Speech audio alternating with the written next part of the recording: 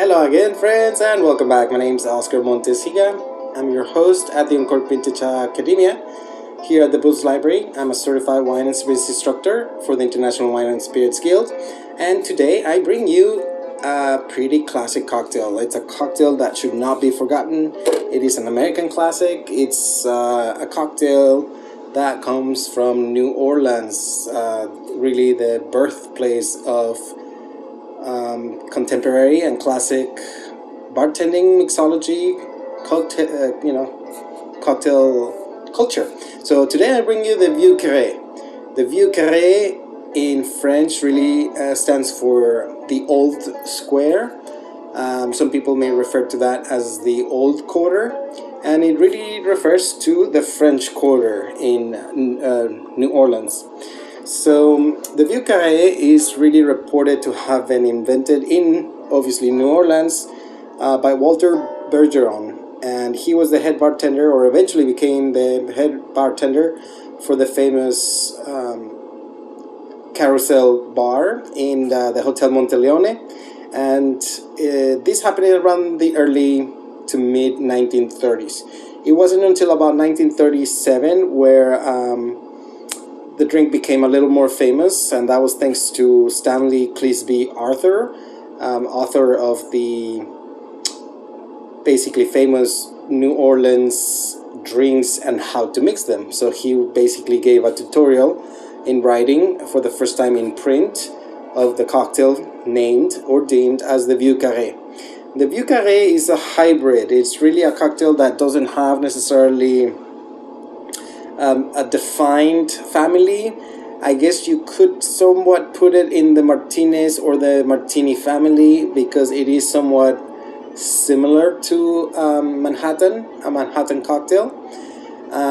Some people may wanna put it in the old-fashioned spectrum, which is, they're not necessarily wrong. The old-fashioned is sometimes added as well into the Martinez or the Martini family, but the main thing to exclude it from a true and classic cocktail as we define the cocktail, as the Sazerac is that the fact that it doesn't have sugar as far as the sugar cube. There are sweeteners in the drink coming from liquid sources, but not as a proper sugar cube like you do in the old-fashioned or the Sazerac. So that excludes it from the definition of a classic cocktail, which again is water, spirit, sugar, and bitters. We have all of that in this drink except the sugar cube, but the sugar is coming from another liquid. So anyway, you're gonna need a lowball glass, a rocks glass, an old-fashioned glass. But I'm gonna start this cocktail by using a mixing glass. So into the mixing glass, I'm gonna use 1 ounce of sweet vermouth,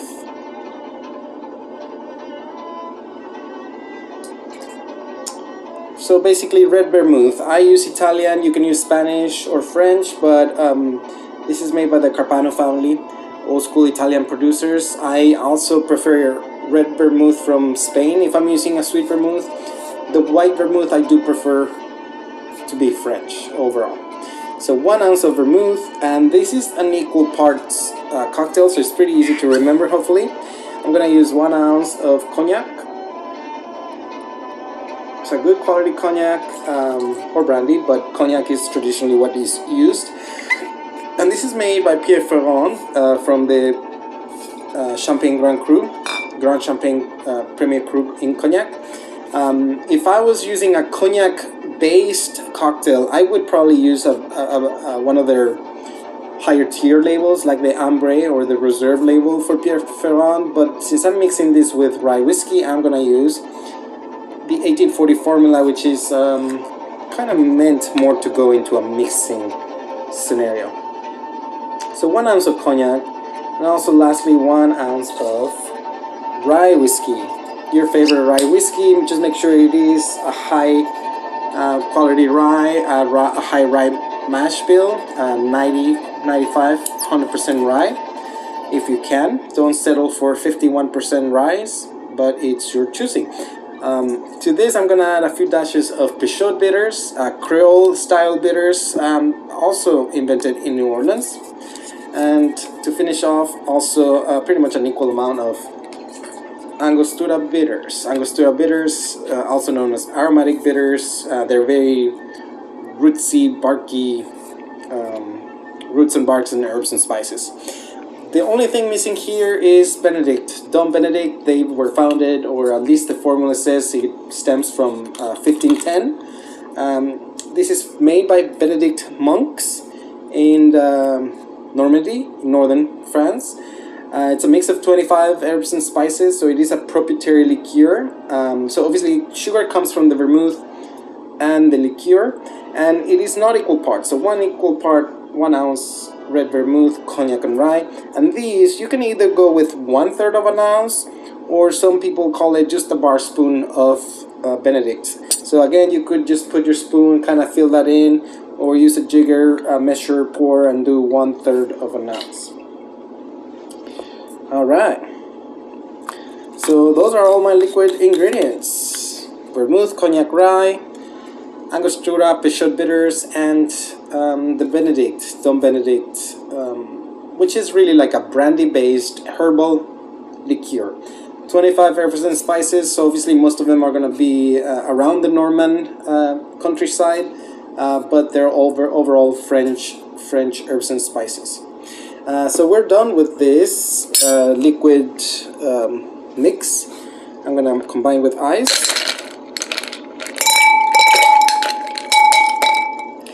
And why not? I'm gonna put the rest of the ice into my glass just to chill it slightly. Because why not? If you can chill your glass, since you're gonna be serving a cold drink, why not chill it, right? Alright, and we're gonna chill this until it's properly diluted and of course chilled.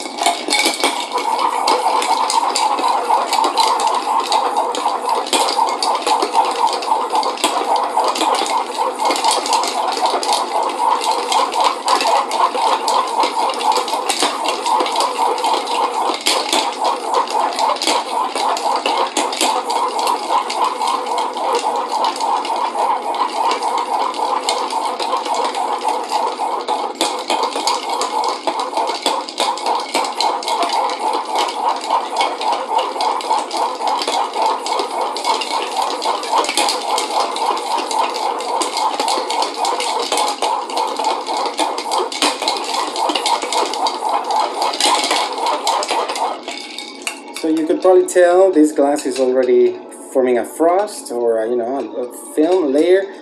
By touch, the glass is already cold. So we've achieved proper temperature change. And lastly, I'm going to strain into a fresh rocks.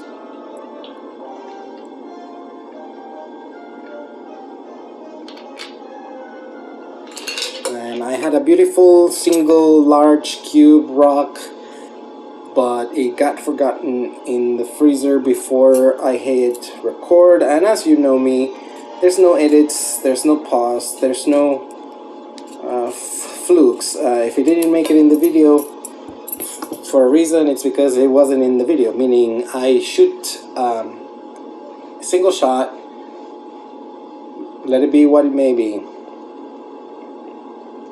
So lastly, your garnish for the Vieux Carré, you have the option of doing a lemon twist or a cherry flag. I'm gonna use both today. So first I'm gonna squeeze the twist and give a little bit of pretty aromatics to the drink, but then I'm gonna use a spear and I'm gonna pass through one end. This is where my spoon comes in handy. I'm gonna spear a cherry in the middle, and I'm gonna come back around to the other end of the twist to finish it. And basically I have a flag made with a Luxardo Maraschino cherry and the lemon twist, and drop it in there. Voila, the Vieux Carré for your pleasure. Let's give this a whirl. Cheers.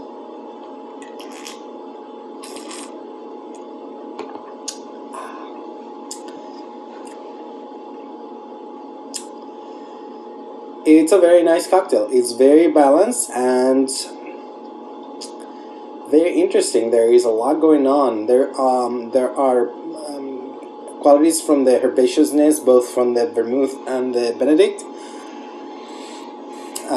but also something floral. And I'm thinking that's coming from the Cognac and perhaps the Peychaud bitters. Something that lingers is kind of bitter and spicy, so that is coming from the Angostura and the Rye Whisky.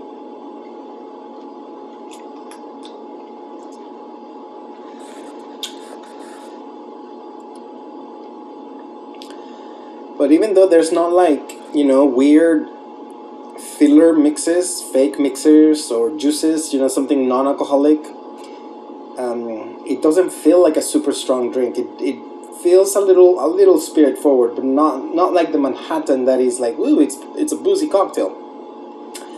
There is a lot more nuance in this cocktail, yet something a lot more restrained, something a lot more balanced, smooth, elegant.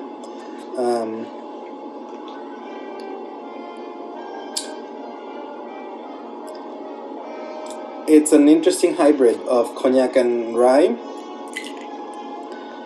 Very pleasant cocktail. I don't think I've ever ordered one of these, you know, outside in the real world. But I think I will start to, so long as the bartenders, you have a rapport with them, you have a good quality relationship with the bartenders, hopefully where you're going. Because there's a few points that we can touch on that, you know, that would prevent me from ordering anything with Vermouth, for example, whether it's the Vieux Carré or a Manhattan. If I know that a place doesn't really preserve their Vermouth as they should, I'm probably not going to get a drink with Vermouth. And by that I mean Vermouth is actually, unlike these three guys back here, made with spirits. Rye Whisky, obviously a whiskey base, Cognac, a brandy base, Benedict, again a spirit liqueur, it's a brandy based liqueur, but Vermouth is actually a red wine or a wine when you're talking about white Vermouth and red Vermouth. It's a wine, but this particular case it's a red wine that has been aromatized with herbs and roots and spices. Aromatizing something means you added those ingredients after the production. So basically that was a wine that was finished fermenting, and then they added herbs and spices, and it basically got infused. Aromatized can be something like an infusion of flavor. So that is what Vermouth is, and Vermouth should be refrigerated once it's open. It really shouldn't last longer than a week, because then the quality declines, just like when you open a regular bottle of wine. That quality declines fairly soon after opening because oxygen is getting to it. Basically you're oxidizing the wine, and it's just not best practice to keep it hot at room temperature without any sort of preservation system. If you just put the screw top on or a bar top, you know, the fast pourers, and basically you're just ruining that drink, even though they may be, you know, rotating a bottle every 2 or 3 days. Hopefully you're going to a bar that preserves Vermouth as it should be preserved. But with that said, I would order Vermouth-based drinks or Vermouth including drinks from bars that know how to preserve it. But Vermouth aside, this cocktail is quite delicious. I am very surprised how well everything balances and it works, because this is the first time I tried the Vieux Carré.